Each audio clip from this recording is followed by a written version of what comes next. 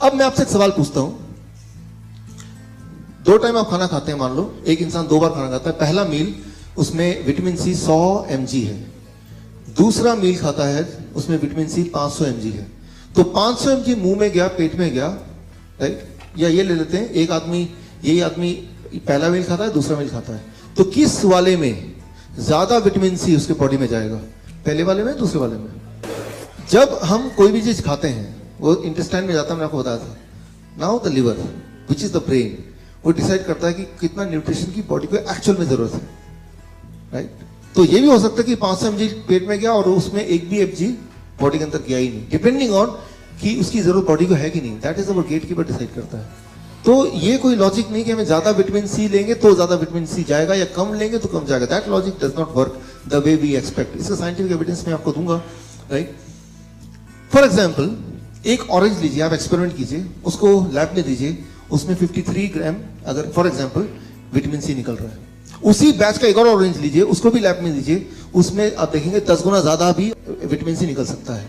मतलब ये सोच कि इसमें इतना विटामिन सी होगा, उसमें उतना कैल्शियम होगा, ये एक रैंडम सोच है। सेम बैच में, सेम 2 फलों में 10 गुना भी वेरिएशन हो सकता है।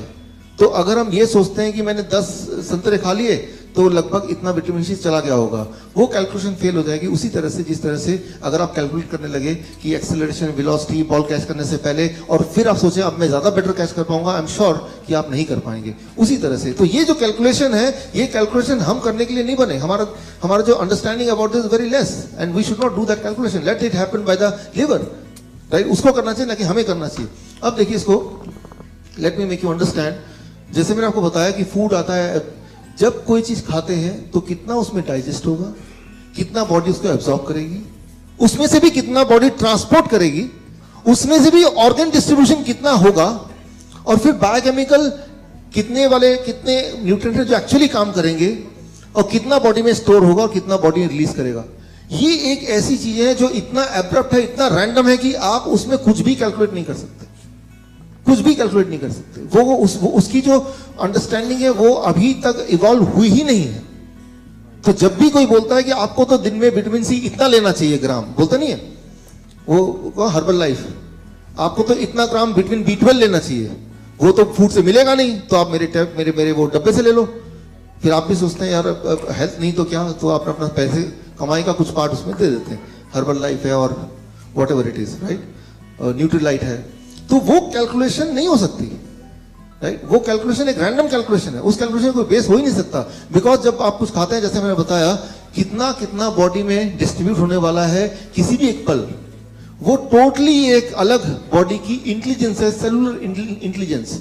उस इंटेलिजेंस को समझना हमारा काम नहीं है, वो तो बॉडी समझे तो ही ठीक है। लेकिन हमें सिर्फ बॉडी को सपोर्ट करना है, इंटरफेयर नहीं करना है। कि चलो हमने एज्यूम किया कि अच्छा वो बोल रहा है कि रोज 50 mg विटामिन सी बॉडी में होना चाहिए, तो मैं 2 टैबलेट खा रहा हूं। Now you are interfering with the body science.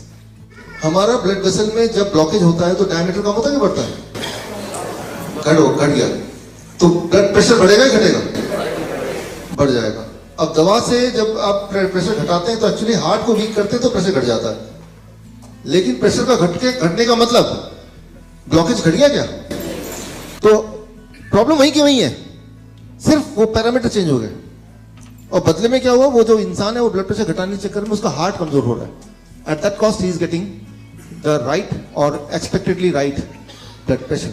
तो मैं ये बोलना चाह रहा हूं कि मैं ऐसा नहीं बोल रहा हूं कि हाई ब्लड प्रेशर ठीक है, लेकिन मैं ये बोलना चाह रहा हूं कि अगर हाई ब्लड प्रेशर है भी और लेकिन दवा लेके ठीक कर रहे हैं, तो that is something not expected. So that is what I mean, we should not interfere with the body's functioning in the way, right, as a main driver.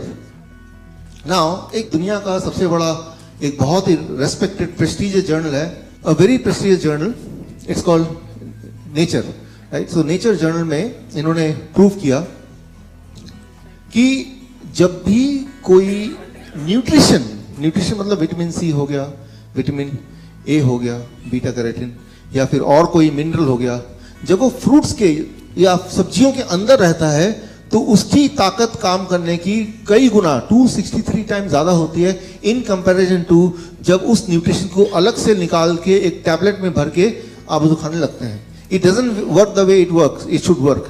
For example, मान लीजिए हम बोलते हैं कि विटामिन सी से इम्यूनिटी बढ़ती है, तो विटामिन सी गोलियां खा रहे हैं। अच्छा, मैं बोल दूं, आपसे पूछूं, गाड़ी जब चलता है तो गाड़ी आगे बढ़ रहा है, इसके लिए कौन रिस्पॉन्सिबल है? मतलब गाड़ी का कौन सा पार्ट की वजह से गाड़ी आगे चलता है? तो गाड़ी आगे चलती है बिकॉज इंजन उसको आगे ले जाता है, राइट? अच्छा, ऐसी बात है। तो मैं इंजन को उठाता हूं, बाहर निकाल देता हूं, इंजन को बैठ जाता हूं, क्या अभी गाड़ी आगे मैं आगे बढ़ जाऊंगा? नहीं, वो इंजन तभी आपको गाड़ी आगे ले जाएगा जब वो गाड़ी का पार्ट होगा, अलग से वो बेकार है। इट इज राइट कि विटामिन सी आपकी इम्यूनिटी को स्ट्रांग करेगी और करती है, when it is a part of the whole. जब पूरे उसका एक पार्ट है तभी उसके वो कर सकती है। वो उसको अलग ले लोगे and then you expect the same result, it do not happen. ऐसा होता नहीं है। अच्छा, ये जो सारा मेडिसिन का पूरा ये जो आया है पिछले 50 साल में, ये बना कैसे, किस तरह का, मैं आपको एग्जांपल देता हूं। 1922 में, ये बहुत बड़ा एग्जांपल है। साइंस एक बहुत बड़ा जर्नल है, नेचर की तरह बहुत ही बड़ा जर्नल है, मोस्ट रेस्पेक्टेड जर्नल साइंस। इसमें एक रिपोर्ट आई, vitamin E discovered in green leafy vegetable with major health benefit. ये देखा कि विटामिन ई जो है वेजिटेबल में जो पाया जाता है उससे बहुत ज्यादा हेल्थ अच्छी रहती है। ये एक रिपोर्ट है। और साइंस में जो रिपोर्ट आती है वो भगवान का दिया बनाया हुआ रूल बन गया, मतलब अनचैलेंज्ड, मतलब उसको कई कड़े मतलब ऑब्स्टिकल पास करना पड़ता है तभी जाके वो रिपोर्ट छपती है फाइनली, राइट? बायस रिपोर्ट नहीं छप सकती, ओरिजिनल रिपोर्ट छपती है। तो ये रिपोर्ट के बाद ये देखा गया 1993 फर्दर ये प्रूव हुआ कि ऐसे लोग जिनकी बॉडी में विटामिन ई ब्लड में ज्यादा है तो होती है, उनका हार्ट डिजीज कम होता है। तो पहले तो ये प्रूव हुआ विटामिन ई वेजिटेबल्स में जो है वो हेल्थ के लिए बड़ा अच्छा है। साथ में ये भी प्रूव कर दिया गया विटामिन ई ज्यादा ब्लड में तो हार्ट डिजीज कम। क्लियर? अब आप एक बिजनेसमैन है, आपने क्या किया, ये दोनों रिजल्ट निकाले और तीसरे आदमी को दिखाया जिसको बेचना चाहते हैं, देखो भाई vitamin C is good for health and is good for heart disease. वो मान गया, साइंस में जर्नल में आया। आपने क्या किया, अनजाने में या जानबूझ के वेजिटेबल फूड से विटामिन सी निकाला, उसकी गोली बनाई, ये गोली ले लो, राइट? और आपने इसको देख लिया और वो मार्केटिंग वाले ने मार्केट कर दिया और आपने एक्सपेक्ट किया कि भाई अब ये वैसे ही काम करेगा, राइट? तो इससे ये शुरू हुई और ये जेन्युइनली शुरू हुई कि लगा लोगों को, FDA को लगा, साइंटिफिक कम्युनिटी को लगा कि ऐसा ही तो होना चाहिए। लेकिन जिन लोगों ने ये दवाइयां लेनी शुरू की उनको ट्रैक करना शुरू किया, ट्रैकिंग एजेंसीज। फिर फाइनली ये रिपोर्ट आया 2008 में, vitamin E in supplements can increase the heart disease. Vitamin E supplement form में लेंगे तो हार्ट डिजीज बढ़ेगा, विटामिन ई अगर सब्जियों से डायरेक्ट बॉडी में आएगा तो हार्ट डिजीज घटेगा। राइट? अंडरस्टैंड? सेम न्यूट्रिएंट है but two opposite action depending on how you are taking it. क्या ले रहे हैं ये इंपॉर्टेंट नहीं है, कैसे ले रहे हैं that plays an important major role. लेकिन ये अंडरस्टैंडिंग कब आई मेडिकल साइंस में? ये आते आते 2008 हो गया, अब आ रही है धीरे धीरे, आज से 10 साल बाद पहले, राइट? या उससे भी और थोड़े से पहले, कि क्या ले रहे हैं वो इंपॉर्टेंट तो होगा, लेकिन कैसे ले रहे हैं, कौन से सोर्स से आ रहा है, that is even more important. Rather उसको सप्लीमेंट फॉर्म में लेंगे तो जो एक्सपेक्टेड उसका बेनिफिट था वही उसका नुकसानदेह हो जाएगा। अब देखिए, ये है journal of American medical association का रिपोर्ट। और similarly vitamin E supplement leads to higher cancer episode. Vitamin E vegetable से आएगा तो कैंसर कम करेगा, लेकिन अगर वही सप्लीमेंट फॉर्म में आएगा तो कैंसर बढ़ाएगा, राइट? सो जितने सारे विटामिन के ऊपर ट्रायल्स हुए, वो सारे ट्रायल्स को मिला दें, एक रिपोर्ट निकालें तो उसे बोलते हैं मेटा एनालिसिस। और उसमें भी सेम ही बात की जा रही है कि अगर कोई सप्लीमेंट फॉर्म में कोई चीज आप लेंगे तो वो हार्ट की डिजीज को बढ़ाता है, लेकिन कोई नेचुरल फॉर्म में अगर आता है तो हार्ट की डिजीज को घटाता है। तो ये रिपोर्ट भर रिपोर्ट है और ऐसे कई के रिपोर्ट्स हैं।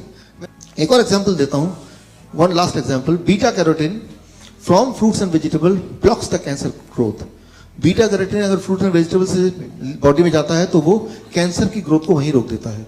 1981, राइट? तो लेकिन इसका मतलब ये नहीं कि बीटा कैरोटीन अगर सप्लीमेंट फॉर्म में लेंगे तो सेम इफेक्ट आएगा, बल्कि इफेक्ट उल्टा हो गया। अगर वो सप्लीमेंट फॉर्म में आएगा तो it increases the death because of cancer by 46%। So the conclusion is, कोई भी चीज जब ले रहे हैं वही वाला न्यूट्रिएंट अगर नेचुरल फॉर्म में है तो एक अलग ढंग से काम करता है, और वो न्यूट्रिएंट अगर नेचुरल फॉर्म से हटा के अगर वैसे लेने लगते हैं तो वो टोटली उसके उल्टी डायरेक्शन में काम करता है। उल्टे डायरेक्शन में फायदा तो नहीं हो रहा है, लेकिन उल्टा नुकसान हो रहा है, और वो बहुत ही जबरदस्त नुकसान हो रहा है। तो ऐसे बहुत सारे एग्जाम्पल्स हैं। इसको कंक्लूड करते हैं इस बात को।